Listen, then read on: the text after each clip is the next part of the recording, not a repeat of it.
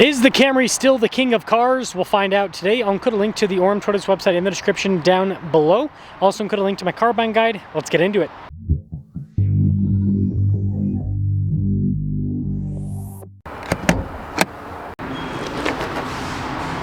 Powering this is the 5th gen hybrid. It's a 2.5 liter 4-cylinder paired to a hybrid, producing 225 horsepower. Fuel economy is 47 around town and 45 on the highway. We're closing in on 500,000 subscribers. I'd really appreciate it if you'd help me out with that. Very angular design for the hood. You can see the headlights too. Kind of reminds me of a Lexus in a lot of ways, especially when you look at the grille. And that's something I've noticed with modern Toyota cars is they borrow a lot of style elements from their Lexus siblings. Tire and wheel setup is 235 by 45 by 18. You've got silver with the blacked out trim. Chrome trim around the windows. You've got paint matched door handles too. The Camry itself is a large car, which means there's going to be a bit of space inside. Key fob features. We've got the Camry logo there on the back. On the front we have our lock and unlock, and then the opening for the trunk.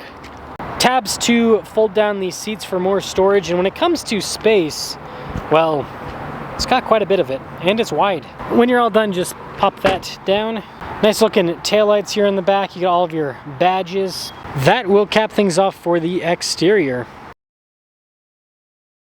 This week's giveaway is huge if you are a NASCAR fan. Dream Giveaway is working with the King Richard Petty to offer a fully custom wide-body Hellcat Charger. It produces 885 horsepower. It's got wheels, it's got an exhaust, it's got custom leather seats. It really does have everything. Not only can you win this car, but it will come with $25,000 in cash to help pay for the taxes, and your donation goes to help children's and veterans charities.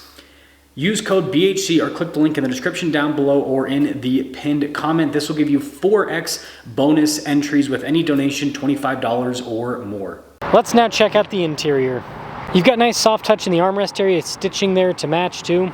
The seats are perforated all down the center portion. Legroom back here is good. We've got a little storage pocket. We have some vents, USB ports too. And then headroom back here without the sunroof is actually pretty good. Keyless entry for up front, and let's check it out.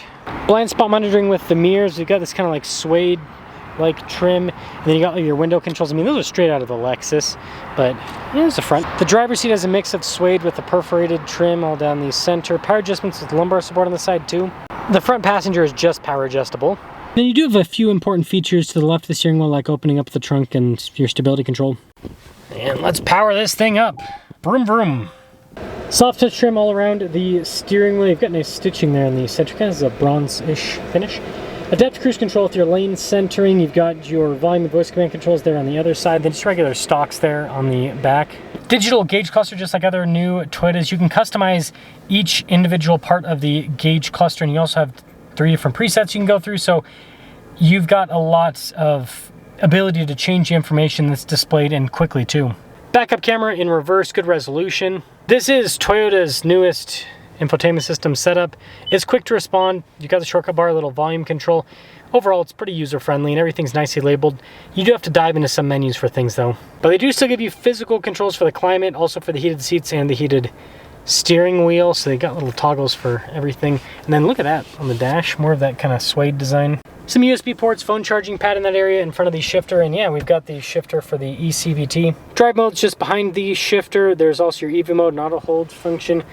Some cup holders here, parking brake, and then the center console's got a little 12 volt. And there is some nice trim on top of that. And like I said, no sunroof.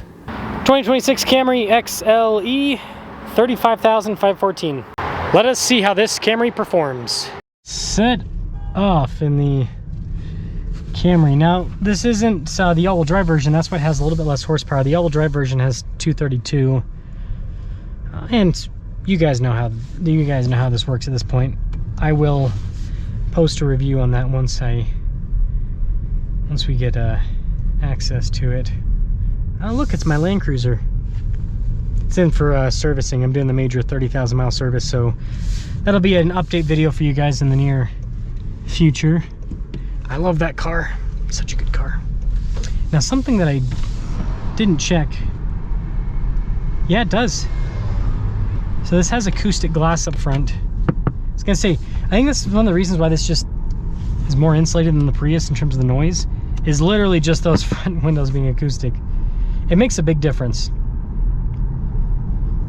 It is the, I don't know exactly how much acoustic versus non-acoustic costs with windows, but I will say it's probably not that big of a price difference. I would say that it's one of the easiest, cheapest ways for an automaker to make a car seem more luxurious. Because if it's just quieter inside, it's like, man, this is nice, right?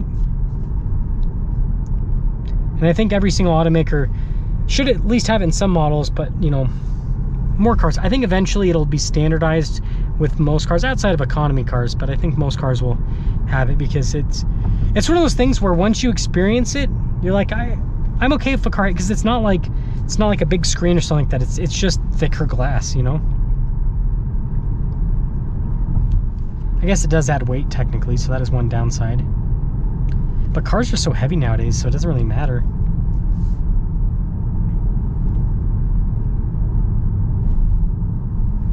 Man, this is nice. This is, yeah, the suspension's comfortable, the seats are comfortable, I got good space.